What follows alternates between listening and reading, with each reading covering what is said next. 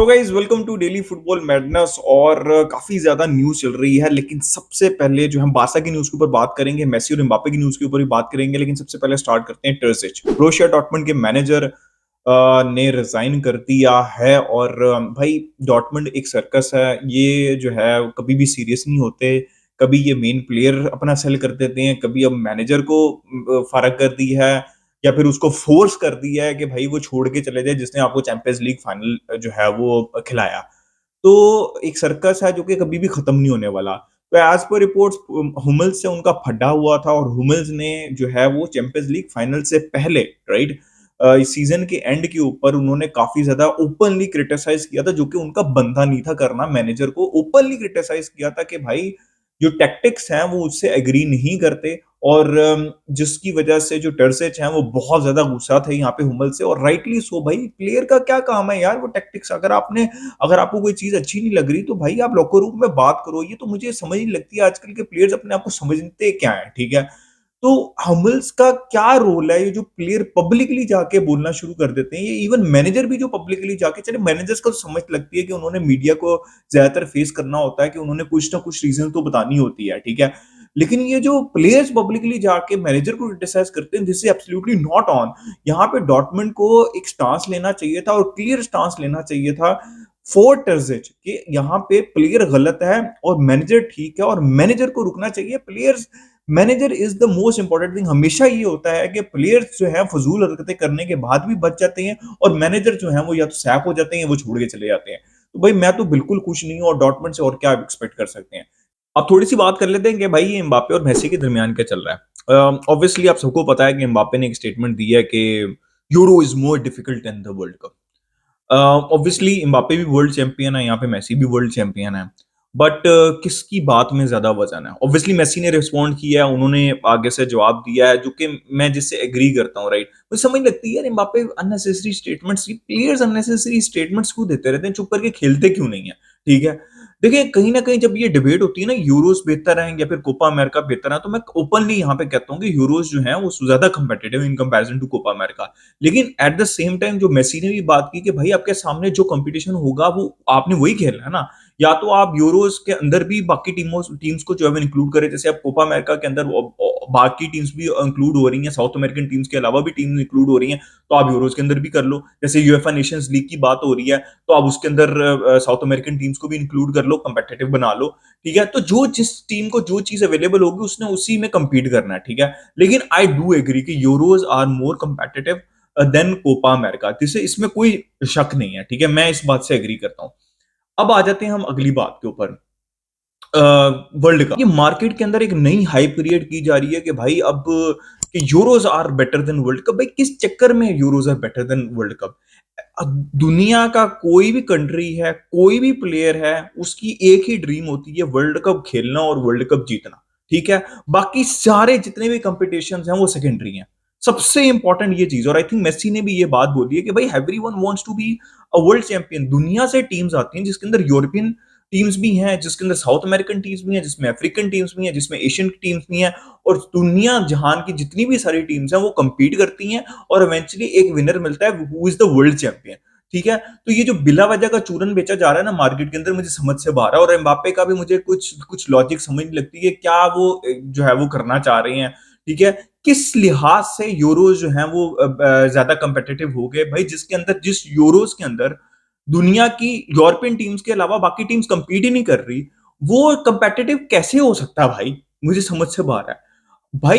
Eventually I know कि हल्की teams world cup में जब स्टार्ट होता है तब आती हैं, ठीक है, क्योंकि पूल बड़ा होता है। बट जैसे जैसे टूर्नामेंट बढ़ता जाता है, वैसे वैसे कंपेटिटिव टीम्स जो हैं वो, बाकी जो पूल है वो साइड पे हो जाता है, और जो कंपेटिटिव टीम्स हैं वो सामने आ जाती है, और इवेंचुअली उन्हीं में डिसाइड होता है कि कौन वर्ल्ड चैंपियन बनेगा। तो पूल बड़ा है, ठीक है, सबसे पास अपॉर्चुनिटी बढ़ी है।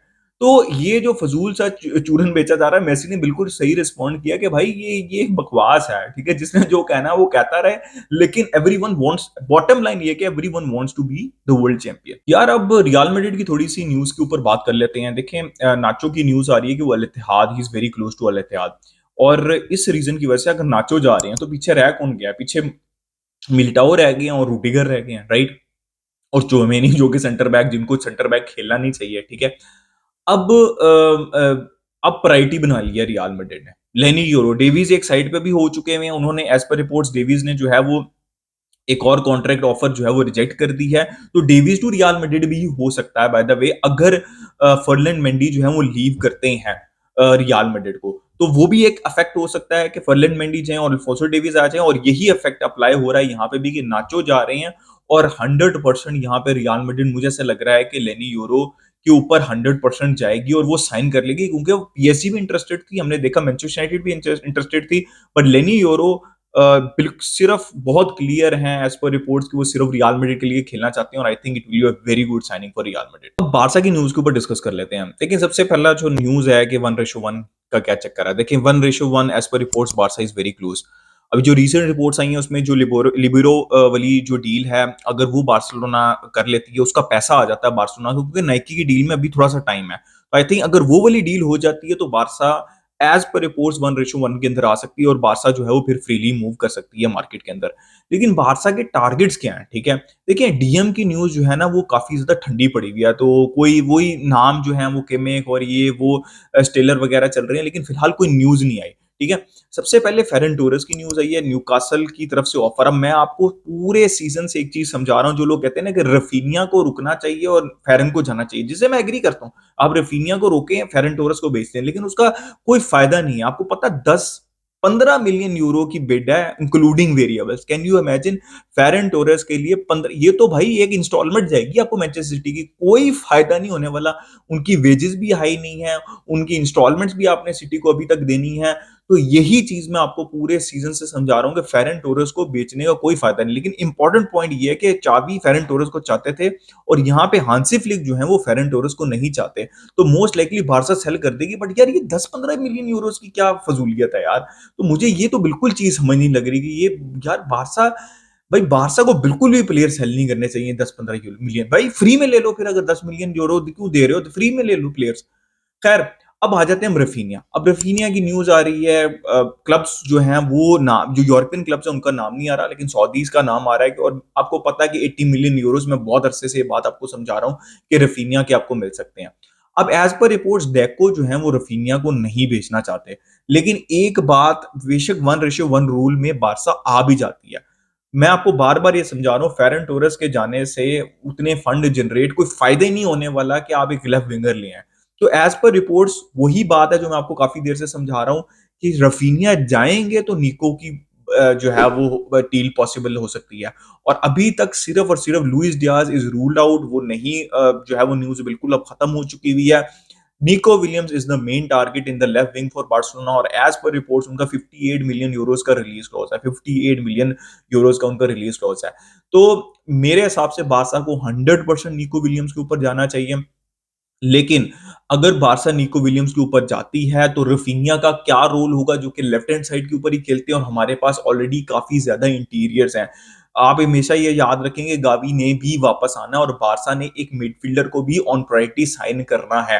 तो मिडफील्ड के अंदर, इवन इंटीरियर पोजीशंस के अंदर बारसा के पास जगह नहीं रहेगी, ठीक है। अब लोग बात कर रहे हैं कि भाई रफीनिया जो है वो बैकअप हो सकते हैं कि लमीन यमाल को जब रेस्ट दें। भाई जब आपको 80 मिलियन मिल रहे हो ना, और आपको एक लेफ्ट विंगर चाहिए हो, और रफीनिया भी एक ऐसा स्ट्रेचर का तो प्लेयर है ना कि वो बैकअप के लिए तो नहीं तैयार होगा, और ना बारसा उनको एज अ बैकअप रखेगी जब उनकी मार्केट वैल्यू 80 मिलियन यूरोज है। तो डेको को यहाँ पे डिसाइड करना पड़ेगा, और बारसा को यहाँ पे डिसाइड करना पड़ेगा कि क्या उनको रफीनिया को रोकना है या फिर रफीनिया को बेच के नीको को लेके आना है। मेरी ओपिनियन ये है। मैं आपको पता है यार, मैं बहुत पसंद करता हूँ रफीनिया को, आप पिछले 2 साल से मेरी वीडियोस देख लें। लेकिन I want a wide player. आप रफीनिया को सेल करें अगर आपको जरूरत है, और ब्रिंग इन निको विलियम्स। हम जाओ फिलिप्स और कंसेलो की न्यूज के ऊपर आते हैं। लेकिन अराहो, भाई अराहो ने अभी तक कॉन्ट्रैक्ट साइन नहीं किया, और फ्रैंकी का भी सेम केस है, और ये कोपा अमेरिका और यूरोस के बाद ही होने वाला है, जो क्लैरिटी आने वाली है, जैसे मैंने आपको कहा। और बारसा भी यूरोस और कोपा अमेरिका से पहले मुझे नहीं लगता कि कोई ऑफर दे पाएगी किसी को। देखिए Barca is very clear, obviously Araujo या तो कॉन्ट्रैक्ट साइन करेंगे। बारसा मिनिमम, देखिए चेल्सी का इंटरेस्ट आया है एज पर एमडी, लेकिन बार्सा इज़ वेरी क्लियर कि वो 80-90 यूरोज़ तो बेर मिनिमम है। इससे कम में वो अराउहो को नहीं बेचेगी और ऐसा ही होना चाहिए। जो फेरन टोरेस का मज़ाक है ना और ये अराउहो का 70 60-70 मिलियन यूरोज़ का जो मज़ाक करते हैं फ्रैंकी डी योंग और अराउहो को लेके, मेरी समझ से बाहर है। तो ये बार्सा को रखना चाहिए या तो कॉन्ट्रैक्ट एक्सटेंड वरना 80-90 मिलियन मिनिमम या तो फिर रोक लें भाई, कोई मसला नहीं है, ठीक है? 80 में बेचने से बेहतर है कि आप 50 में बेच दें नेक्स्ट सीज़न, मुझे कोई मसला नहीं है। और 70 में बेचने से बेहतर है आप 40 में बेच दें फ्रैंकी डी योंग को नेक्स्ट सीज़न, मुझे तब भी कोई मसला नहीं है। खैर ये तो मैंने आपको बता दिया, अब आते हैं जोआ फिलिक्स के ऊपर। देखिए यार, आपको पसंद हो, मुझे पसंद हो या ना हो, लेकिन जोआ फिलिक्स एज़ पर reports Hansi Flick want both Cancelo and Joao Felix to stay. मैं ये चाहता था कि जो फ्रिम्पोंग की न्यूज़ है, वो ज़्यादा मुझे अट्रैक्ट कर रही थी कि अगर आप कैंसेलो को वापस सिटी भेज दें और जो पैसा आपने कैंसेलो में इन्वेस्ट करना है, वो आप फ्रिम्पोंग के अंदर इन्वेस्ट करें, that would be a much better wider option, right? फिर वो वाली बात कि लमीन यमाल का बैकअप, वो भी बैकअप के तौर के ऊपर भी एज़ अ विंग बैक या विंगर भी खेल सकते हैं। बट आई थिंक बार्सा इसी डायरेक्शन में जा रही है कि एक और लोन मूव हो जाए कैंसेलो का कि अपफ्रंट फीस ना पे करनी पड़े। तो ये एक बार्सा चीज़ जो है वो सोच रही है और same is the case with Joao Felix also कि एक लोन मूव हो जाए। अब 60 मिलियन, जैसे मैंने आपको पहले भी बताया था कि 60 मिलियन यूरोज़ जो हैं वो एटलेटिको मैड्रिड चाहती है और बार्सा बिल्कुल भी नहीं पे करने वाली और बार्सा को पे भी नहीं करने चाहिए। I think Barca loan move के ऊपर ही सोच रही है। फिर कभी-कभी न्यूज़ आती है कि आंसू फाटी किसी डील के अंदर ऐड हो जाएँ एटलेटिको मैड्रिड। अभी रीसेंट न्यूज़ आई है कि विक्टर रोक के अंदर जुवेंटस भी और एटलेटिको मैड्रिड भी इंटरेस्टेड है कि को वहाँ पे कोई स्वैप हो जाए between Zoa Felix and Victor रोक। लेकिन यार मैं तो बिल्कुल भी इसमें इंटरेस्टेड नहीं हूँ। विक्टर रोक इज़ अ नंबर 9, या तो आप उसको पूरा चांस दें या फिर आप उसको एटलेटिको मैड्रिड में एटलीस्ट ना भेजें। खुदा का वास्ता भाई, एटलेटिको मैड्रिड में अपने प्लेयर्स, मेन प्लेयर्स भेजने बंद करें भाई। उसने वहाँ पे जाके 20-25 गोल मार दिया ना, तो मैं गोली मार दूँगा हमारी मैनेजमेंट को और डेको को, मैं सही बता रहा हूँ, ठीक है? तो विक्टर रो को तो कम से कम मत भेजो यार। विक्टर रो को क्यों भेज रहे हो? कहीं भेज दो भाई, जुवेंटस भेजना भेज दो, अगर आपको नहीं चाहिए, जो मर्ज़ी करना है। एटलेटिको मैड्रिड को मत भेजो भाई। मतलब तुम, ये बार्सा चाहती है कि अगर कोई चीज़ें, अगर को हमारे फैसला गलत भी हो जाता है ना, जैसे सुआरेज़ वाला, तो दुःख होता रहे सारी ज़िंदगी हमें, ठीक है? तो ये तो फ़िज़ूल हरकतें करनी बंद करो ना एटलेटिको मैड्रिड के साथ। भाई मैं तो चाहता हूँ कि आप निको विलियम्स को साइन करें और अगर निको विलियम्स को साइन करें और जॉ फिलिक्स, अगर रफीनिया में से किसी एक को पिक करना पड़े तो मैं डेफिनिटली रफीनिया को पिक करूँगा। तो लेकिन आई थिंक रफीनिया को भेजना ज़रूरी है, जैसे मैंने एक्सप्लेन किया निको के लिए, और जॉ फिलिक्स आई थिंक सस्ते में लोन के ऊपर बार्सा रोकना चाह रही है उनको, लेकिन विक्टर रो को प्लीज़, प्लीज़, प्लीज़ डील के अंदर, किसी डील के अंदर इंक्लूड ना करें। So guys, this was the news. मैंने आपको सारी डिटेल में बता दी। अपना ओपिनियन दें regarding everything in the comment section. Like कर दिया, सब्सक्राइब कर दिया। मिलते हैं नेक्स्ट वीडियो में। स्कल बार्सा।